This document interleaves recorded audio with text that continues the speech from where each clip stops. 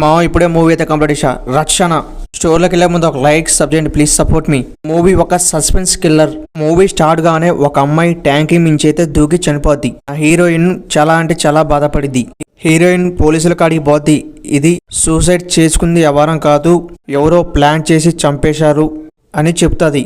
పోలీసులు ఏమన్నా లెక్క చేయరు. అప్పుడు డిసైడ్ అయిపోద్ది హీరోయిన్ పోలీస్ కావాలని. పోలీస్ అయిన తర్వాత ఆ సైకో కిల్లర్ ని పట్టుకుందా లేదా అనేదే మూవీ స్టోరీ. మూవీ స్టార్టింగ్ కాంచి లాస్ట్ ఎండింగ్ దాకా కూడా నాకెక్కడ కూడా సస్పెన్స్ అనేది అవపడలే ఈ మూవీలో. ఎగ్జాంపుల్ గా మాట్లాడుకుంటే ఒక డిటెక్టివ్, గూఢాచారి ఇలాంటి మూవీస్ సస్పెన్స్ ఎలా ఉంటాయి, కానీ ఈ మూవీలో సస్పెన్స్ అనిపించలే. ఫస్ట్ హాఫ్ అయిపోయిన తర్వాత సెకండ్ హాఫ్ లో విలన్ ఎవడో తెలిసిద్ది.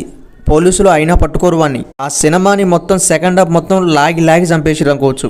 ఫ్యామిలీతో చూడొచ్చు అంటే 100% వాచింగ్ చేయొచ్చు. ఈ మూవీలో విలన్స్ కి మంచి క్యారెక్టర్ పర్లేదనిపించింది, కానీ వాళ్ళని బాగా యూజ్ చేసుకోవాలనిపించింది డైరెక్టర్.